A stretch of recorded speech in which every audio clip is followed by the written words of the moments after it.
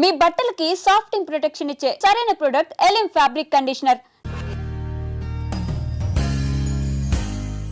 Starting movie play చేసినప్పుడు ఈయన చేయగలరా అసలు అనిపించింది. ఒక్కటే రూము, ఒక్కటే లొకేషన్, ఒక్కరే పర్సన్, ఏకపాత్ర అభినయం చేసి పడేశారు మొత్తానికి.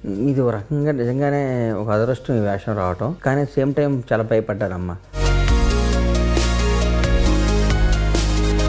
పైగా సెప్టెంబర్ 2 మా హీరో గారి పుట్టినరోజు నాడు రావటం చాలా ఆనందాన్ని ఇస్తుంది, కిక్నిస్తుంది. మిమ్మల్ని ఆ సినిమాలో చూసిన వాళ్ళందరూ నిజంగా ఈయన రియల్ లైఫ్లో ఇంత సెంటిమెంటల్గా ఉంటారా? ఒక కుటుంబ విలువలకి కట్టుబడి బతికేవాడిని నేను. సో ఇందులో మీ ఇంప్లిమెంటేషన్స్ అంటే ఇలా కాదు బాస్ ఇలాంటివి చేద్దామని అన్న ఇంప్లిమెంట్ చేసిన మీరేంటి చాలా ఫిక్స్ అయిపోయారా? నేను సింగిల్ లైన్ లో తప్ప ఈ రోజు నేను మాట్లాడదలుచుకోలేదు.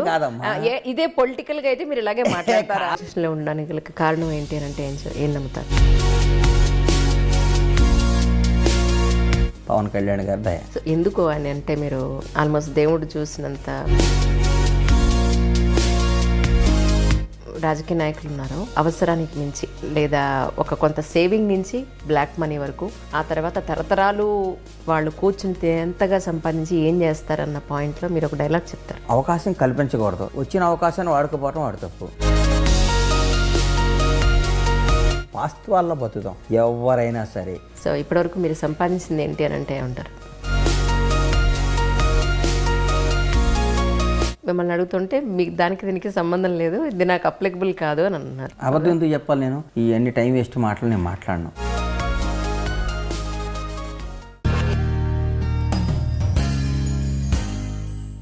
అందరికీ నమస్కారం అండి. ఈరోజు బండ్ల గణేష్ గారి ఇంటికి వచ్చాం. బయట మాత్రం చాలా పెద్ద బోర్డు పెట్టారు, ఏంటంటే పర్మిషన్ లేదే లోపలికి ఎట్టి పరిస్థితుల్లోనూ రావద్దని. సార్ ఐ థింక్ నేను పర్మిషన్ తీసుకునే వచ్చినట్టున్నాను. ముందైతే గెస్ట్ వెల్కమ్ చెప్పేద్దాం. సార్ నమస్కారం అండి. నమస్తే అమ్మా. మొత్తానికి ఫైనల్గా మిమ్మల్ని ఇలా కలవడం జరిగిందా? నాకు దట్స్ నైస్. లేదులేండి, మీ నాగరాజ్ గారిని మీరు చెప్పినట్టుగా మేము అక్కడ డిస్టర్బ్ చేయాలి. ఆయనకే మొత్తం అంతా సోషల్ మీడియా రైట్స్ రాసి చేసినట్టు. లేదు లేదు లేదమ్మా. వాసు గారు కూడా నా బెస్ట్ ఫ్రెండ్. మీ వాసు గారు నేను చాలా కాలం నుంచి ఫ్రెండ్స్. వాసు అంటే నాకు చాలా ఇష్టం సార్. క్యాట్ డ్రీమ్స్ నా సొంత సంస్థ లాంటిది. Thank you sir, thank you so much sir. ఇప్పుడు డేగల బాబ్జీ యాక్చువల్లీ ఆ పేరు పెట్టడానికి మెయిన్ రీజన్ ఏంటి? మొన్నటివరకు బ్లేడ్ బాబ్జీ అన్నారు, ఇప్పుడు డైగల్ బాబ్జీ అన్నారు. ఆ కథ అట్లాంటిది, ఆ కథకు ఆ టైటిల్ బాగుంటుందని పెట్టారు డైరెక్టర్ గారు. రైట్. నిన్న నేను ప్రీమియర్ షో చూడడం జరిగింది. Actually really it was so nice sir. ఎవరు మీ నుంచి అలాంటి పెర్ఫార్మెన్స్ ఇంతవరకు ఎక్స్పెక్ట్ చేయలేదు. అంటే ఇంత బాగా చేయగలుగుతారా అనేది ఒక అందరినీ ఆలోచింపచేస్తుంది ఈ సినిమా మాత్రం ఖచ్చితంగా. It was so good really. Thanks అమ్మా. అంతా డైరెక్టర్ గారికి వెళ్తాం, గ్రేట్ అంతా నాదేం లేదు సార్. తమిళ్లో యాక్చువల్గా పార్థిబన్ గారు చేశారు. తమిళ్లో Parthiban. At the same time దీనికి చాలా మంచి అవార్డు వచ్చింది, మీకు ఆ విషయం తెలిసే ఉంటుంది అనుకుంటా. దట్స్ అది తక్కువ మందికి అటువంటి మంచి సినిమాల్లో యాక్ట్ చేసే అవకాశం దొరుకుతూ ఉంటుంది. ఫస్ట్ టైం పార్థిబన్గా చేసింది మీరు చూడడం జరిగిందా? యాక్చువల్గా చూశాను. అంటే ఫస్ట్ డైరెక్టర్ చెప్పాడమ్మా నాకు. డైరెక్టర్ చెప్పి నేను చాలా భయపడ్డాను. నా మీద ఎందుకు రిస్క్ వేసుకుంటావు అని వద్దు అని చెప్పాను. నేను డిస్కరేజ్ చేశాను డైరెక్టర్ని, వద్దులేరా నా మాట నువ్వు, నా ఫ్రెండ్ డైరెక్టర్ బాగా. తర్వాత కాదు నువ్వు చేయాల్సిందని గొడవ చేశాను. తర్వాత చేయకపోతే నేను చాలా మిస్ అయ్యాను జీవితంలో. నాకంటే నా గురించి నా ఫ్రెండ్ బాగా ఆలోచించాడని అనిపించింది నాకు. స్టార్టింగ్ మూవీ ప్లే చేసినప్పుడు ఈయన చేయగలరా అసలు అనిపించింది. బట్ ఒక్కటే రూము, ఒక్కటే లొకేషను, ఒక్కరే పర్సన్, ఏకపాత్ర అభినయం చేసి పడేశారు మొత్తానికి. ఇలాంటి అవకాశం చాలా తక్కువ మందికి వస్తుంది. అంటే సినిమా మొత్తం అంతా కూడా తను ఒక్కరే కనిపిస్తూ తన అన్ని ఎక్స్ప్రెషన్స్, ఒక ప్రేమని, ఒక కోపాన్ని, కొడుకు మీద ఉన్న వాత్సల్యాన్ని, భార్య మీద అన్ని రకాలైన ఎమోషన్స్ని ఇందులో చూపించగలిగే గొప్ప అవకాశం మీకు దొరికింది యాక్చువల్గా చెప్పాలి అంటే. సో ఇప్పటి వరకు ఉన్న మీ ఫిల్మోగ్రఫీని ఈ సినిమాని కంపేర్ చేస్తే మీరు ఎలా ఫీల్ అయ్యారు యాక్చువల్గా? ఇది ఒక రకంగా నిజంగానే ఒక అదృష్టం ఈ వేషం రావటం, కానీ సేమ్ టైం చాలా భయపడ్డానమ్మా. మనం ఏం చేయటం ఈ సినిమాని. ఈ సినిమా స్టార్టింగ్ అప్పుడే డైరెక్టర్ చెప్పాను, ఇంక ఇది ఓటీటీ రిలీజ్ చేస్తే మొత్తం పగిలిపోద్దురా బాబాయ్, ఓటీటీకి అయినా దృష్టిలో పెట్టుకుని చేయని చెప్పాను. కరోనా టైంలో ఏదో ఎవరో అడిగారో థియేటర్ రిలీజ్ అయిందని చేశాడు. కానీ అది నాకు తెలుసు, ఇది ఓటీటీ సినిమా, ఓటీటీలో ఆదరిస్తారు, దీన్ని ఆశీర్వదిస్తారు, ఇది తప్పకుండా మంచి సినిమా అవుతుంది నాకు తెలుసు. ఈ సినిమాని చాలా హత్తుకునే సినిమా తీస్తున్నామని నాకు తెలుసు. కాబట్టి డెఫినెట్గా నాకు ఇది మంచి అప్లాజ్. మీలాగే రేపు జనం చూసిన ప్రతి ఒక్కళ్ళు కూడా. పైగా సెప్టెంబర్ 2 మా హీరో గారు పుట్టినరోజు నాడు రావటం చాలా ఆనందాన్ని ఇస్తుంది, కిక్కునిస్తుంది, ధైర్యాన్ని ఇస్తుంది, సంతోషాన్ని ఇస్తుందమ్మా. అంటే మీరు ప్లాన్ చేయలేదా రెండో నిజంగా ప్లాన్ చేయలేదమ్మా. అవకాశం భగవంతుడు ఈ విధంగా కల్పించాడు. అంతేనంట. అంతే. నిజం చెప్పండి. పవన్ కళ్యాణ్ గారు అంటే పవన్ మీకు కళ్యాణ్ విపరీతమైన అభిమానం కాబట్టి అభిమానం ఉన్నా కానీ అవకాశం వచ్చింది, దాన్ని వాడుకున్నాం మేము. సార్ తర్వాత ఇందులో నేను వెయిట్ చేశాను, బాబునన్నా చూపిస్తారేమో లేకపోతే వైఫ్ నన్నా చూపిస్తారేమో అని. I was waiting totally. But voice మాత్రమే స్టార్టింగ్ నుంచి ఎండింగ్ వరకు మిగిలిన పాత్రలు అన్నీ కూడా మిగతా వాయిస్ మాత్రమే వినిపిస్తాయి. అన్ని సినిమాలో మీలాంటి అందరికి అర్థమైపోతుంది. ఎస్పీ మాట్లాడుతాడు, డాక్టర్ మాట్లాడు, పోలీస్ ఆఫీసర్ మాట్లాడు, భార్య మాట్లాడు, కొడుకు మాట్లాడుతుంటాడు, అందరూ మాట్లాడుతున్నారు. కానీ నేను ఒక్కడే కనిపిస్తుంటాను, అందరితో మాట్లాడతాను. అదే గమ్మత్తు సినిమాలు. కానీ మిమ్మల్ని ఆ సినిమాలో చూసిన వాళ్ళందరూ నిజంగా ఈయన రియల్ లైఫ్లో ఇంత సెంటిమెంటల్గా ఉంటారా ఈయన, లేకపోతే ఇంత ఫ్యామిలీ పర్సన్గా ఉంటారా అని అంటే ఏం చెప్తారు సార్ మీరు? నేను నిజంగా చాలా సెంటిమెంటల్ ఫెలోని, చాలా ఫ్యామిలీ పర్సన్ని. నేను నా తల్లిదండ్రులు కానీ నా ఫ్యామిలీని కానీ ఇష్టపడేవాడిని, ప్రేమించేవాడిని. నా గురించి తెలియని నేను మాట్లాడడం నాకు తెలియదు, కానీ నేను చాలా సెంటిమెంటల్ ఎక్కువ నాకు. సేమ్ టైం నేను ఒక కుటుంబ విలువలకి కట్టుబడి బతికేవాడిని. నేను నాకు సరిపోద్ది క్యారెక్టర్. ఇప్పుడు మీరు పెంచుకుంటున్న పాప ఏం చదువుతుందండి? రైట్. ఇప్పుడే వెళ్ళింది బయటికి. ఇప్పుడు దాకా అక్కడ కూర్చొని ముద్దులు పెట్టి వెళ్ళింది. సార్ ఈ మూవీలో యాక్చువల్గా ఒక్క హత్య కేసులో మిమ్మల్ని తీసుకొచ్చి కూర్చోపెడతారేమో అని అనుకుంటాం, కానీ స్లోగా అర్థమవుతూ ఉంటుంది ఏంటంటే వన్ బై వన్ ఒక మర్డర్లు జరుగుతూ ఉంటాయి. ఆడిని పలానా చంపాను, ఇట్లా చంపాను, అట్లా చంపాను. చూసే వాళ్ళకి కాసేపు మెంటలు వస్తూ ఉంటుంది. ఇదేంట్రా ఇంతమందిని చంపుతున్నాడని. ఎవరిని ఎట్లా చంపాడు కూడా పోలీసులు చెప్తాడు, ఎవరికి అర్థం కాదు. గమ్మత్తైన కథనం అమ్మ. Screen play extraordinary screen play ఇది. తమిళ సినిమాకి ఇప్పుడు మన తెలుగుకి అన్న మార్పులు చేర్పులు ఏమైనా చేయడం జరిగింది? పెద్ద మార్పులు ఏమి లేవు, అదే కథనం అమ్మ. కానీ తమిళ కంటే బెటర్గా తీసాడు డైరెక్టర్ ఇక్కడ. అంటే ఇక్కడ నేటివిటీ కానీ బెటర్గా ఎక్స్ప్రెస్ చేసే విధానం, డైరెక్టర్ చెప్పే విధానం, డైరెక్టర్ చేసేదంతా చాలా బాగా చేశారు. అంటే మీ వరకు మీరు ఎప్పటివరకు ఇలాంటి క్యారెక్టర్ ఎప్పుడు చేయలేదు? ఎవడో చేయలేదు, నేనేంటమ్మా, ఎవరో చేయలే. రైట్. అసలు నాకు ఇది వస్తుందని కూడా నేను ఊహించలే, ఎవరో చేయలేదు. మీరు ఎలాంటి హోంవర్క్ చేశారంటే ఏం చెప్తారు? నేను ఏం చేయలేదమ్మా, హోంవర్క్ డైరెక్టర్ ఏం చెప్తా చేసేది. హోంవర్క్ చేశాను, భూమి బద్దలు కొట్టాను, నైట్ నిద్రపోను, రాత్రులు గడిపాను. ఈ కథ మీద ఎన్నో మదనాలు చేశాను, ఎంతోమందిని కూర్చోబెట్టి మీటింగులు చేశాను. ఇవన్నీ టైం వేస్ట్ అవ్వాలని నేను నీకు చెప్పనమ్మా. నేను ఏం చేయాలి, డైరెక్టర్ ఏం చెప్తా చేశాను అంతే. సో ఇందులో మీ ఇంప్లిమెంటేషన్స్ అంటే ఇలా కాదు బాస్ ఇలాంటివి చేద్దామని అన్న ఇంప్లిమెంట్ చేసిన మొత్తం డైరెక్టరే. నేను ఏం చేయలేదమ్మా, ఊరికే ఒకళ్ళ గుంజుకొని నా మెడలో వేసుకోవటం తప్పు అయిపోద్ది. నిజంగా మీరు ఉపవాసం ఉంటారా నిజ జీవితంలో ఎప్పుడన్నా? ఉంటాను. అవునా? ఎప్పుడు ఉంటారు? మండే, ఆల్మోస్ట్ మండే ఉంటాను ఇప్పుడు. సో దేవుడు అంతే భక్తి ఉంది మీకు? విపరీతమైన భక్తి అమ్మ దేవుడు అంటే. మీరేంటి చాలా ఫిక్స్ అయిపోయారా? నేను సింగిల్ లైన్ లో తప్ప ఈ రోజు నేను మాట్లాడదలుచుకోలేదు. ఇదే పొలిటికల్ గా అయితే మీరు ఇలాగే మాట్లాడతారా? నాగరాజు గారు కూర్చుంటే ఎందుకు మాట్లాడతాను అట్లని కాదు, నిజంగానే దేవుడు అంటే భక్తి, ప్రేమ, దేవుడు అంటే భయం, దేవుడి మీద నాకు నమ్మకం. మన దేవుడు మన విధిరాతను నమ్మేవాడు నేను, నన్నే అన్ని కాబట్టి చెప్తున్నాను. సో ఈరోజు మరి మీరు ఇంత గొప్ప పొజిషన్లో ఉండడానికి కారణం ఏంటి అని అంటే ఏం నమ్ముతారు? భగవంతుడి దయ, మా అమ్మ నాన్న చేసుకున్న పుణ్యం, నేను నా కష్టం, పవన్ కళ్యాణ్ గారి దయ. సో ఎందుకు అని అంటే మీరు ఆల్మోస్ట్ దేవుడు చూసినంత అంటే నాకు ఒక గుర్తింపు తీసుకొచ్చాడు కాబట్టి కృతజ్ఞత ఉండాలమ్మా. ఆ కృతజ్ఞత అంతే అంతే. ఇందులో కొడుకు పేరు కూడా పవన్ అనే పెట్టినట్టున్నారు. పవనే ఉంటుందమ్మా కొడుకు పేరు, పవన్. ఎందుకు? అది డైరెక్టర్ అనుకోకుండా పెట్టాడు, వేరే పవన్ పవన్ పవన్ అని మాట్లాడుతుంటాం. సో మీ ప్లాన్ ఏం లేదు అందులో? నాది ఏ ప్లాన్ లేదు తల్లి, సినిమా ఆయన ఏం చెప్తే వచ్చేసి అంతే. ఈరోజు మీరు గట్టిగా ఫిక్స్ అయ్యారు సార్. అంటే ఇప్పుడు ఇంటర్వ్యూలు అన్నీ అలాగే ఇచ్చారా లేకపోతే టైడ్ అయిపోయి ఇలా మాట్లాడారు? టైడ్ ఏం కాదు, అంతే ఇట్లాగే మాట్లాడుతున్నాను. నిజంగా నిజం. ఎప్పుడన్నా మీ లైఫ్లో మీ మూవీ స్టార్ట్ అయిన కెరియర్లో ఎప్పుడన్నా ఇలాగా ఇండివిజువల్గా ఒక మూవీ అంతా మీరే కనిపించి ఒక హీరో క్యారెక్టర్ చేస్తారని ఎప్పుడన్నా ఊహించారా? ఎప్పుడు ఊహించలా. ఇది అబద్ధం, నేను అనుకోవాలా, ఇది కూడా చేద్దాం అనుకోవాలా. ఈ డైరెక్టర్ ద్వారా వచ్చింది, చేశాను అంతేగాని ఇట్లాంటి సినిమా వస్తుందని కూడా నాకు తెలియదు, ఇట్లాంటి సినిమా ఒకటి ఉంటుందని కూడా నాకు తెలియదమ్మా. సినిమాలో మీరు చూపించింది ఏంటనంటే డబ్బు ఉంటే న్యాయం ఎటు వెళ్తుంది, జ్యుడిషియరీ ఎలా ఉంది, లేనివాడి పరిస్థితి ఏంటి అని. నిజ జీవితంలో కూడా సొసైటీలో అలాగే ఉంది యాక్చువల్. 100% అమ్మా కదా. బిలో మిడిల్ క్లాస్ ఫ్యామిలీ కుర్రాడు ఒకడు పడే బాధ, వ్యధనం ఈ సినిమా మీద ఎక్కించాడమ్మా, తెరకెక్కించాడమ్మా. చాలామంది హృదయాల్ని హద్దుకునే సినిమా ఇది. చాలామందిని ఆలోచింపజేసే సినిమా ఇది. చాలామంది కరెక్టే కదరా పాపం అనిపించే సినిమా ఇది. డబ్బుకి ఎంత ఇంపార్టెన్స్ ఇవ్వాలి, డబ్బును మనం ఎంత జాగ్రత్తగా చూసుకోవాలి, డబ్బు లేకపోతే మనం కానీ మన పిల్లలు కానీ మన ఫ్యామిలీ కానీ ఏమైపోద్దని భయపడి ఆలోచింపజేస్తాం మా సినిమా. ప్రయారిటీ డబ్బుకి ఎంత వాల్యూ ఇవ్వాలని తెలుపుతుంది సినిమా. డబ్బు లేకపోతే మనం ఏంటో అని కూడా తెలుపుతుంది సినిమా. అవును, దాంతోపాటుగా మీరు ఇంకొక విషయం కూడా చెప్పారు అందులో.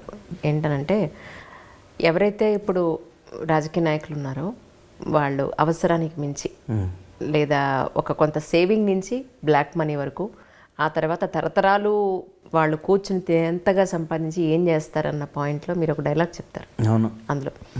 కానీ నిజ జీవితంలో మీరు ఎప్పుడన్నా ఆలోచించారా ఈ పాయింట్ గురించి? ఆలోచిస్తానమ్మా, ఆలోచిస్తా కానీ నేను తప్పని నేను ఎందుకంటానమ్మా.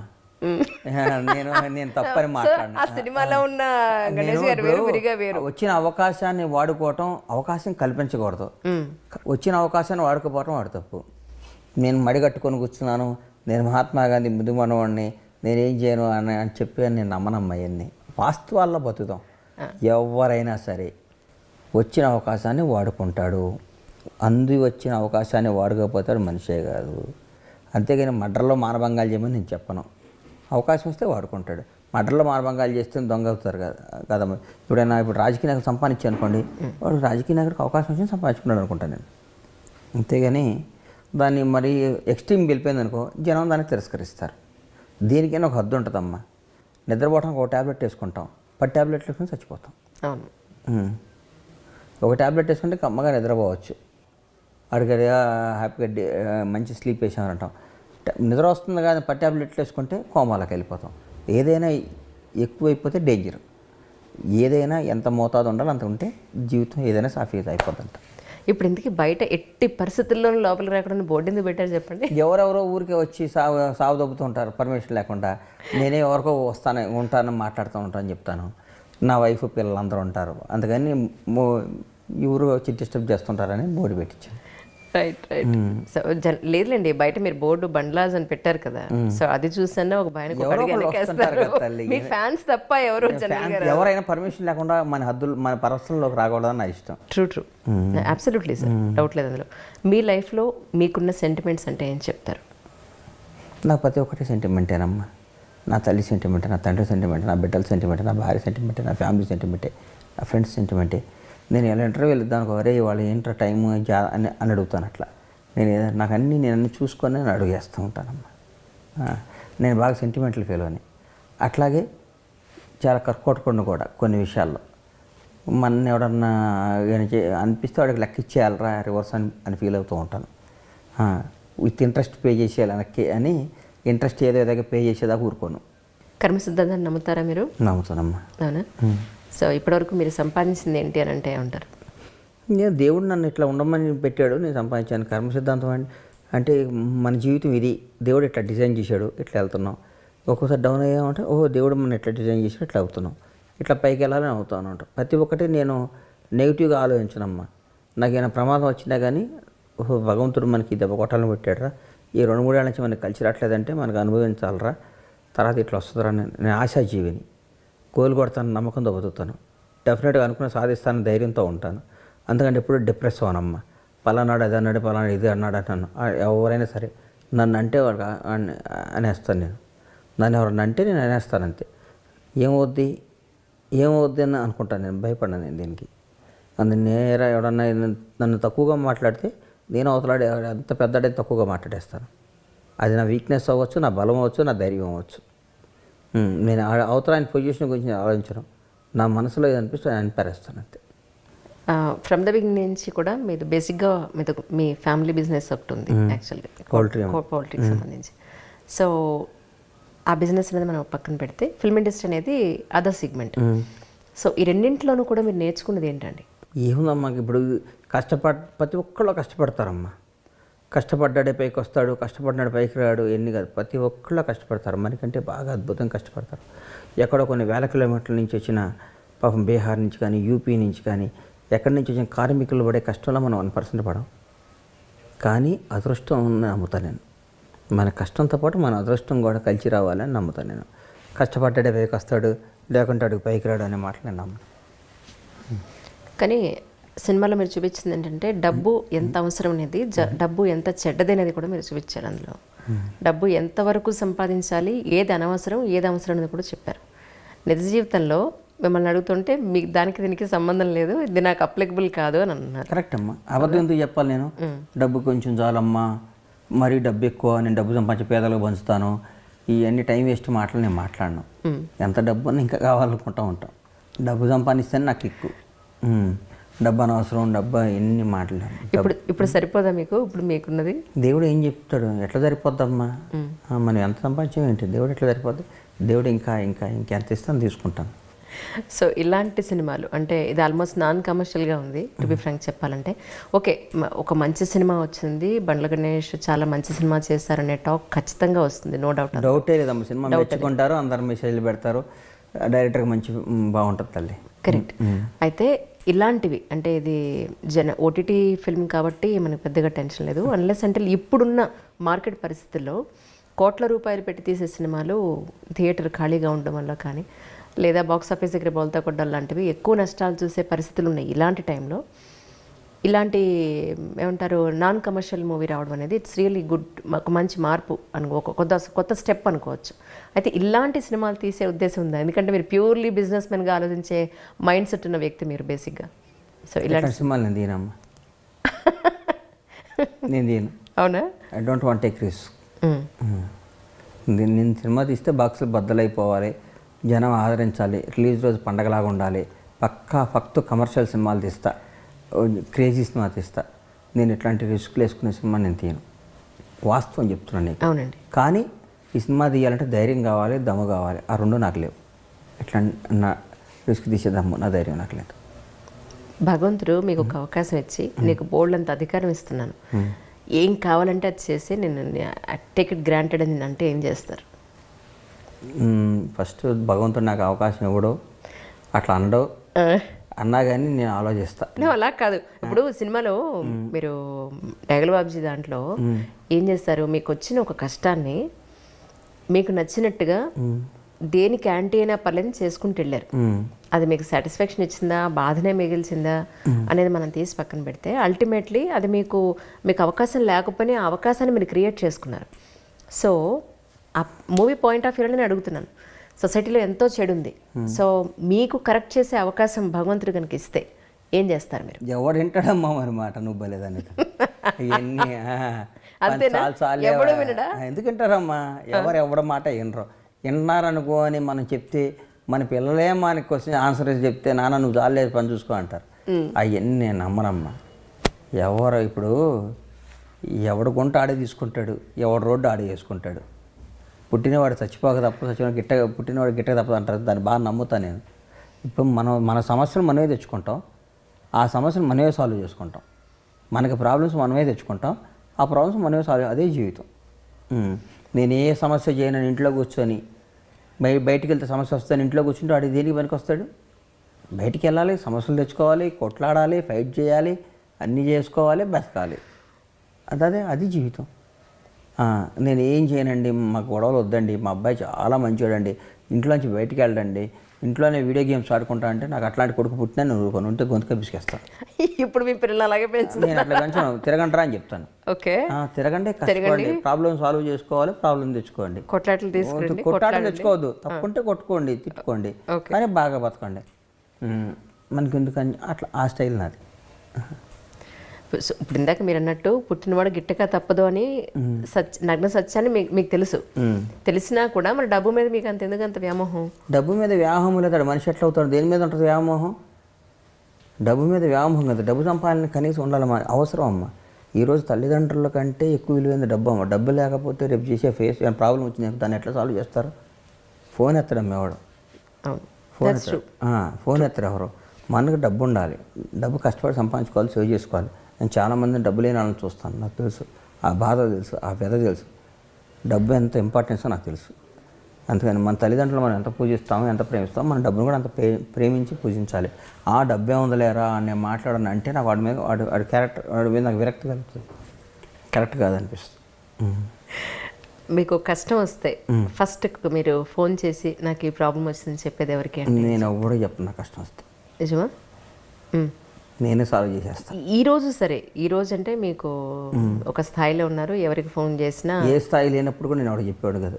కష్టం వస్తుందని వాడు చెప్తే వాడు హెల్ప్ కూడా చేయడు, ఇంకా 10 మందికి చెప్తాడు చెప్తాడు. ఇంకా నేను ఎందుకు చెప్తుందని అట్లా నా కష్టాన్ని కూడా ఇష్టంగా తీసుకొని ఇష్టంగా మలుచుకొని దాన్ని ఫైట్ చేసి సక్సెస్ అవుతా. అందుకని నాకు కష్టం వచ్చింది నేను ఏడుస్తూ కూర్చొని నా పిల్లలకే చెప్పను, మా మదర్ ఫాదర్కే చెప్పను. నేను నా కష్టాన్ని నేనే లోపలే ఉంచుకుంటా, నేను సాల్వ్ చేస్తా అన్నైనా చెప్తా, ఇట్లా వచ్చింది ఇట్లా చేసామని చెప్తా. నేను ఎప్పుడు నా కష్టాన్ని ఎప్పుడు చెప్పను ఎవరికి. ఇందులో ఒక సీన్లో మీరు ఫోను అక్కడ కావాలని మర్చిపోతారా లేకపోతే తెలియకుండానే మర్చిపోయారా? యాక్చువల్లీ కావున కథలో అట్లా ఫోన్ అక్కడ ఉంటుంది. ఆ ఫోన్ మన సినిమాలో అదే కథ తమిళ అట్లా వచ్చి కావాలని మర్చిపోవటం అట్లా ఏమి ఉండదు. ఓకే, అంటే అలానే కాదు అనేది స్టోరీ పరంగానే అందులో ఆ క్యారెక్టర్కి మీరు వాంటెడ్లీ అంటే ఆల్రెడీ అక్కడ ఏదో జరుగుతుందని మీకు ముందే హింట్ ఉండి మర్చిపోయారా? లేకపోతే మర్చిపోతాం. అదే అంటున్నాను. That's what. మీ రియల్ లైఫ్లో మీ ఫోన్ ఎక్కడైనా మర్చిపోయిన సందర్భాలు ఉన్నాయి? ఎప్పుడు నేను ఏమేమి అట్లా మర్చిపోవటాలో పోగొట్టుకోవటాలో ఏమో జరగవమ్మా నాకు. నాకు వింత అనిపిస్తుంది. ఏమండి ఫ్లైట్లో ఫోన్ మర్చిపోయామండి, పర్స్ మర్చిపోయామండి, బ్యాగ్ మర్చిపోయామంటుంటారు. అలా చూస్తే నాకు పైనుంచి కింద చూస్తా, మన వస్తువును వీడు మర్చిపోతున్నా అంటే వీడికి అసలు వీడు అంత అజాగ్రత్త రాయడని. నా జీవితంలో ఏ వస్తువు మర్చిపోలేదు ఇప్పటివరకు, నాకు అది ఎదురే కాలేదు. అది విచిత్రం అనిపిస్తుంది. ఎప్పుడైనా కోపం వస్తే ఫోన్ పగిలిపోద్ది అంతేగాని తర్వాత బాధపడతారు, 2 లక్షల రూపాయలు ఫోన్ పగలగొట్టాను అనుకుంటా. కానీ మర్చిపోవటాలు అయ్యయ్యో అని అట్లా ఉండవు నాకు. లాస్ట్లో మూవీ లాస్ట్లో మీ చెప్పుల పేరు కూడా చూపిస్తారు, వాళ్ళ చెప్పుల పేరుతో పాటు. అంటే ఇట్ మీన్స్ మీరు వాళ్ళని కూడా కంప్లీట్ చేసేసినట్టే. అంతే కదా, అంతే అంతే కదా మరి. అదే అదే స్క్రీన్ ప్లేలో గొప్పతనం డైరెక్టర్ తీసిన విధానం. ట్రూ.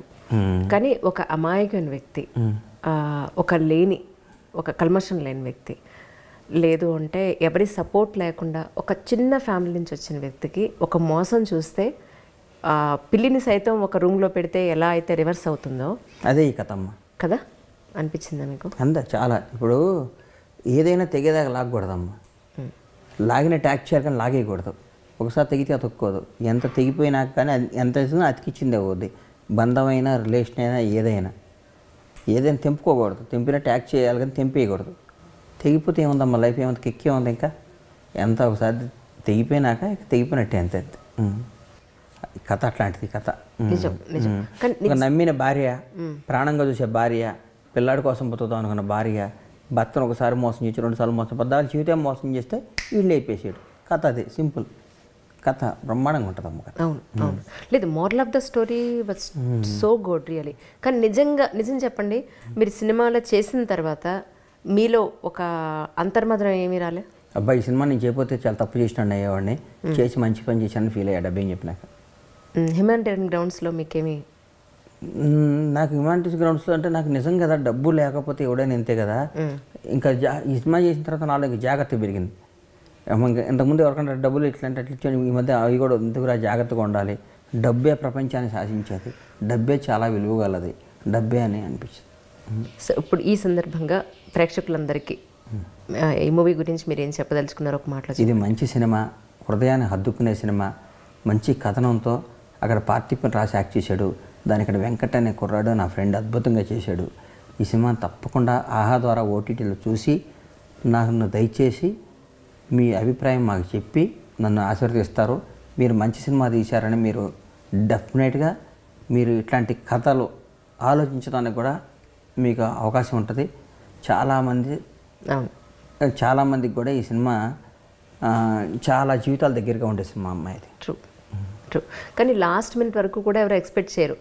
అంటే అమ్మాయి అంతా ప్లాన్డ్గా మిమ్మల్ని కూడా నేను కూడా ఊహించలేదు కదమ్మా. నన్ను కూడా ఆఖరికి నా భార్య నన్ను ఇట్లా మోసం చేస్తుకొని నేను కూడా ఊహించను. అదే ఈ సినిమాలో గొప్పతనం. అవును, అక్కడికి ఫస్ట్ టైం మీరు చూసినప్పుడు క్షమిస్తాను. బిడ్డ కోసం మన దీనికోసం అని చెప్పగా నమ్ముతాం. ఎవడైనా ఎంత తప్పు చేసినా కానీ కొడుకుని కానీ భార్యని కానీ తల్లిదండ్రులు కానీ దూరం చేసుకోవడానికి అంత ఇష్టపడ్డారంటే వాడు మనిషే కాదు. తప్పుని సర్దిదిద్దుకొని ముందుకెళ్ళిపోదాం, జీవితాన్ని గడిపేద్దాం అని ఆలోచిస్తారు. కానీ అన్నిసార్లు క్షమించే గుణం ఉన్న గొప్ప మగవాడు కూడా ఆడది మోసం మీద చేస్తే వాడు ఈ పనిష్మెంట్ ఇటీవల నిజం అనిపించే సినిమానే ఈ డేకల్ బాబ్జీ అమ్మ. నిజంగా అండి అంటే బండ్ల గణేష్ గారు ముందే చెప్తున్నాను, it was really very nice movie. ప్రతి మనిషిని ఆలోచింపచేస్తుంది. అందరూ చూసి ఆయన చెప్పినట్టు ఫీడ్బ్యాక్ ఇవ్వండి. Thank you sir, thank you so much. Thanks అమ్మ, ఛానల్ ద్వారా నేను కలవటం ఆనందంగా ఉంది. సార్.